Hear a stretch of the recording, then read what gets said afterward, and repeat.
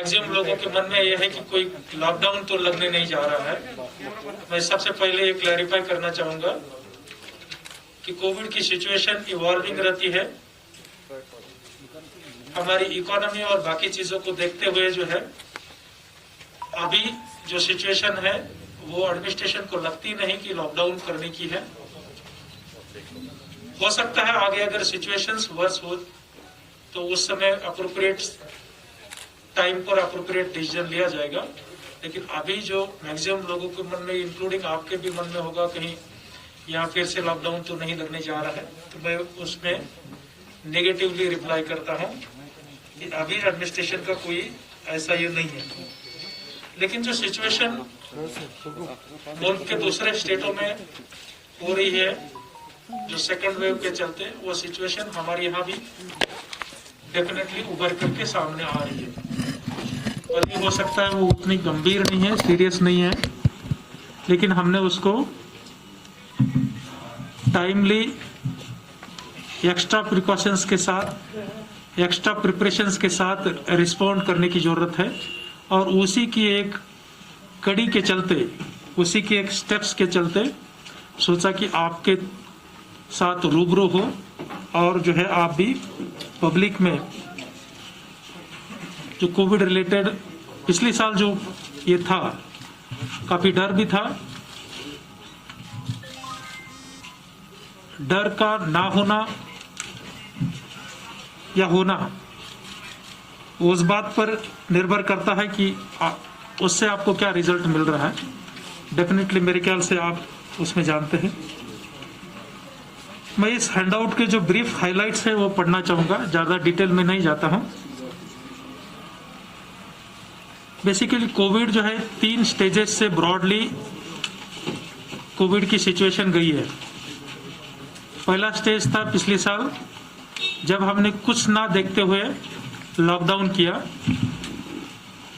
First and foremost important चीज थी जान को बचाना। लॉकडाउन के अलग अलग फेजेस हुए। एक पर्टिकुलर स्टेज आया कि जब हमें कोविड के बारे में सफिशिएंट जानकारी हुई, उससे रिलेटेड प्रोटोकॉल इवॉल्व हुआ। साथ बसाथ हमारी इकोनॉमिक डिफिकल्टीज भी काफी बढ़ने लगी।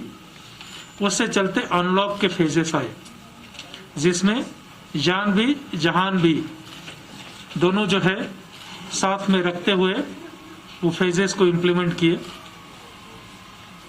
एक स्टेज ऐसा भी आया था कि कोविड काफी निग्लिजिबल लेवल तक पहुंच गया था। नवंबर, दिसंबर, इवन जनवरी तक जो है कोविड काफी कम हो गया था। आज जो है तीसरा फेज है जिसमें कि इकोनॉमी और हमारी लाइफ जो है पूरी रूटीन तरीके से चल रही है, लेकिन कोविड बढ़ रहा है। ये थर्ड फेज जो है कोविड मैनेजमेंट रिलेटेड जो थर्ड फेज है जिसमें हम अभी है सेकंड वेव, लेकिन उसके मैनेजमेंट रिलेटेड जो प्रोटोकॉल है उसमें तीसरे टाइप का ये फेज है जिसमें हमें कोविड के बारे में जानकारी तो है, भले ही हो सकता है म्यूटेंट वायरस के बारे में उतनी ना हो, लेकिन कोविड में क्या प्रिकॉशंस लेने चाहिए, किस किस्म का इंफ्रास्ट्रक्चर लगता है, वो जानकारी तो हमारे पास अवेलेबल है। पब्लिक के पास भी जानकारी की कमी नहीं है, अवेयरनेस काफी है, लेकिन थोड़ा सा केयरलेसनेस डेफिनेटली है और वो दूर होना, टाइमली दूर होना बहुत जरूरी है। सिचुएशन और वर्स होने के पहले ही, चाहे एडमिनिस्ट्रेशन में है, इवन पब्लिक में है, कॉमन मासेस में है, कोविड रिलेटेड कोई केयरलेसनेस नहीं होना चाहिए। दूसरे स्टेट्स किस हालात से गुजर रहे हैं उससे चलते हमने सुधरने की जरूरत है। तकरीबन जो है 90,000 के करीब यहाँ केसेस वैली में अब तक आई है और उसमें 80,000 के करीब रिकवरी है। मोर देन 91% रिकवरी हुई है। आज जो है 7,300 के करीब पॉजिटिव पर्सन्स वैली में है। 1300 के करीब डेथ्स हुए हैं, 1297 कोविड के चलते डेथ्स हुई है। डेथ का परसेंटेज 1.47 है और अकेले श्रीनगर में उनमें से 37% की डेथ हुई है। टेस्टिंग का सवाल जो है 28 लाख के करीब हमने टेस्ट अब तक किए हैं, उसमें से 20 लाख जो है RT-PCR पर है, जिसको गोल्डन टेस्ट कहते हैं, और जो दूसरी जो है वो 7,27,000 टेस्ट हमने किए हैं रैपिड एंटीजन टेस्ट पर। अभी हमारे पास जो लेवल 1 जिसमें कि हम टर्सरी केयर बोलते हैं और लेवल 2 ऐसे दोनों मिलाकर के 1500 बेड्स अवेलेबल है। उनमें से हार्डली कुल मिलाकर के 30% ही ऑक्युपाइड है, लेकिन इन बेड की संख्या जो है हम बढ़ा रहे हैं। 37 के करीब हॉस्पिटल्स हमारे ऑक्सीजन प्लांट्स वहाँ अवेलेबल है या कुछ एक दिनों के अंदर वहाँ फंक्शनल होने जा रहे हैं 37 हॉस्पिटल्स। उसके अलावा जो ऑक्सीजन सप्लाईज के जो सप्लायर्स हैं उनसे भी टाइप हुआ है। Non medical oxygen supply totally ban किया है, ओनली मेडिकल सप्लाईज ही वो करेंगे, ऐसी उनको हिदायतें दी गई है। बाकी कोविड रिलेटेड जो प्रोटोकॉल है, मास्क का एनफोर्समेंट वो जारी है। सैनिटाइजर, सोप या हैंड वॉश इससे रिलेटेड पब्लिक अवेयरनेस भी किया जा रहा है। पब्लिक प्लेसेस इकोनॉमी को मद्देनजर रखते रखते, क्योंकि नहीं है तो भी 30-40% इकोनॉमी हमारी टूरिज्म, हॉस्पिटलिटी और अलाइड सेक्टर पर डिपेंड है, वो कंस्ट्रेंट्स ध्यान में रखते हुए प्रयास किया जा रहा है कि पब्लिक प्लेसेस पर एटलीस्ट अनसेफ विदाउट मास्क लोग ना घूमें। बस मेरे ख्याल से यही है। जहाँ तक टेस्टिंग का सवाल था, उसमें नेशनल एवरेज 1.9 लाख पर मिलियन टेस्ट हुए हैं, हमारे यहाँ 3.6 लाख पर मिलियन टेस्ट हुए हैं, और अब तक वैक्सीनेशन 7.5 लाख लोगों को किया गया है।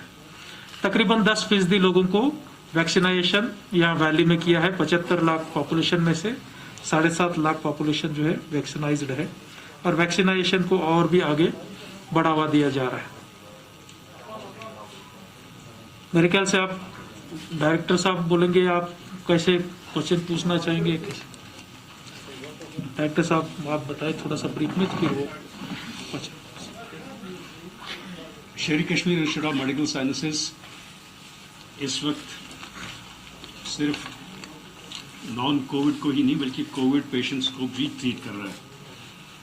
लास्ट ईयर जब से 17 मार्च को हमने पहला पेशेंट एडमिट किया शेर Kashmir institute of medical sciences में, और हमारी पहली लेबोरेटरी थी यूनियन टेरिटरी ऑफ J&K में जिसने कोविड के टेस्ट किए, और इसकी फर्दर सर्टिफिकेशन के लिए हमने पहले NIV पुणे से राबता काम करके इसकी सर्टिफिकेशन हुई।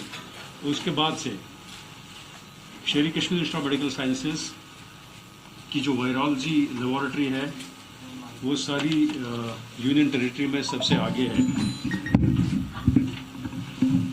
इसके बाद टेस्टिंग के साथ साथ कंटैक्ट ट्रेसिंग का फेज आता है जहां पे हमारा कम्युनिटी मेडिसिन डिपार्टमेंट इन्वॉल्व है।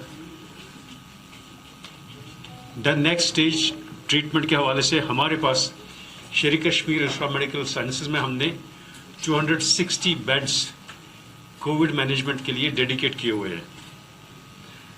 आप ये अच्छी तरह से जानते हैं कि कोविड का मैनेजमेंट पेरिफेरी से लेके सेंट्रल टर्शियरी इंस्टीट्यूशंस तक जारी है। शेर Kashmir institute of medical sciences में वो लेवल 3 केयर अवेलेबल है जो बाकी सेंटर्स में अवेलेबल नहीं है। लेवल 3 पेशेंट मैनेजमेंट के साथ साथ जहां पे उनको उस स्टेज पे पेशेंट की तकलीफ पहुंचती है जिसको हम एक्यूट रेस्पिरेटरी डिस्ट्रेस सिंड्रोम कहते हैं, जहां मल्टी ऑर्गन फेलियर भी होता है, जहां ब्रंट सारे जिस्म के उन वाइटल ऑर्गन्स पे आता है, heart, kidneys, liver, pancreas, brain, lungs तो पहले ही सफ़र हो जाते हैं।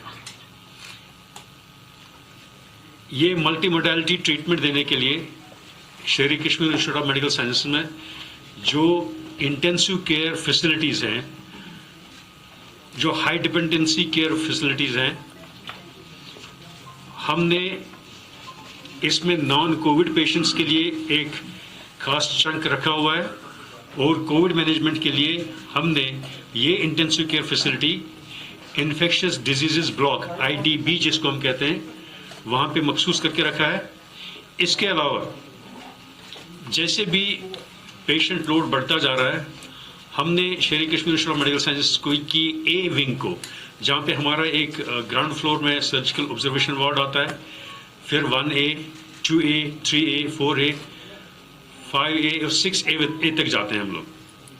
ये 260 बेड्स जो हमने कोविड के लिए पर्टिकुलरली मखसूस किए हुए हैं, हम इनको उन पेशेंट्स में जबकि उनकी रिकवरी होती है, कुछ देर रिकवरी के साथ साथ हाई फ्लो ऑक्सीजन की डिपेंडेंसी के लिए ऐसे कुछ वार्ड मखसूस किए हुए हैं। जब तक भी पेशेंट पूरी तरह से रिकवर नहीं हो जाते तब तक उन डिफरेंट वार्ड्स में हमने डिफरेंट फेजेस में रखा होता है। आज भी हमने ये कैपेसिटी ऐसी रखी हुई है।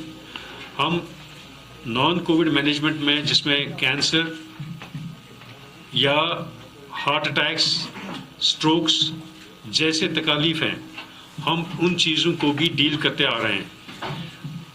हमने पिछले 2 हफ्ते से इलेक्टिव एडमिशन्स स्टॉप किए हुए हैं, जहां पे हम उन तकालीफ जो नॉन कोविड की वजह से हैं, जिनका ऑपरेशन ज़रूरी हो या कोई इंटरवेंशनल प्रोसीजर ज़रूरी हो, मगर वो डिले हो सकता है, अवॉइड हो सकता है, पोस्टपोन हो सकता है, उस चीज़ को हमने फ़िलहाल ऑन शेल्फ रखा हुआ है ताकि हम ऐसे मरीजों के लिए ये बेड्स मखसूस कर रखें जिनको ये रेस्पिरेटरी डिस्ट्रेस सिंड्रोम हो या जिन्हें इस कोविड की वजह से फोर्थ होने का डर हो। एट द सेम टाइम जहां पे भी इमरजेंसी सिचुएशन हो, इमरजेंसी इंटरवेंशन की ज़रूरत हो, वो सर्विसेज बिल्कुल कंटिन्यू रखी जा चुकी है। आज तक शेर Kashmir institute of medical sciences में 4 लाख से ज़ायद RT-PCR टेस्ट हो चुके हैं। अराउंड मोर देन 22,000 पेशेंट्स को हमने पिछले 1 साल से आज तक ट्रीट किया हुआ है एडमिशन के बाद। और इस वक्त हमारे पास, जैसे अभी डिविजनल कमिश्नर साहब ने बताया कि जनवरी की मिड तक ये जो कोविड की इंसिडेंस थी हमारे पास ऑलमोस्ट नेग्लिजिबल लेवल्स तक पहुंची थी। उस वक्त मिड जनवरी में हमारे पास अराउंड 15 to 20 पेशेंट्स हुआ करते थे। As on date, the only difficulty that we are facing for last 2 days is non-availability of one of the vital drugs, injection remdesivir. Tertiary care hospitals हैं, उनके बारे में सब कुछ बता दिया गया है। मेरे पास कुछ बहुत ज़्यादा बताने के लिए नहीं है। जहाँ तक श्रीनगर डिस्ट्रिक्ट का ताल्लुक है, तो अहम बात यह है कि टाइम टू टाइम जो गवर्नमेंट की तरफ से इंस्ट्रक्शन इशू हो रही है उसको स्ट्रिक्टली फॉलो किया जा रहा है। जैसे आज ऑर्डर आया है कि मार्केट जो है 50% कैपेसिटी पर ऑपरेट होंगी, उसको इम्प्लीमेंट किया जाएगा। जो SOPs हैं उनको स्ट्रिक्टली इम्प्लीमेंट किया जा रहा है। मैं एक बात बहुत अहम है जो कहना चाहता हूँ और आपके माध्यम से अपील भी करना चाहता हूँ तमाम श्रीनगर ज़िले के रहने वालों से कि वैक्सीन सभी जो है वैक्सीन की डोज लें जो एलिजिबल ग्रुप्स हैं, क्योंकि ये इनवेरिएबली देखा गया है जिन जिन हैबिटेशंस में पॉपुलेशंस वैक्सीनेटेड हैं वहाँ पॉजिटिविटी रेट बहुत कम है। तो लिहाजा वैक्सीनेशन, आज अगर हम वैक्सीन प्रेफर करेंगे तो हमें कल ICU की ज़रूरत नहीं पड़ेगी, एक बात।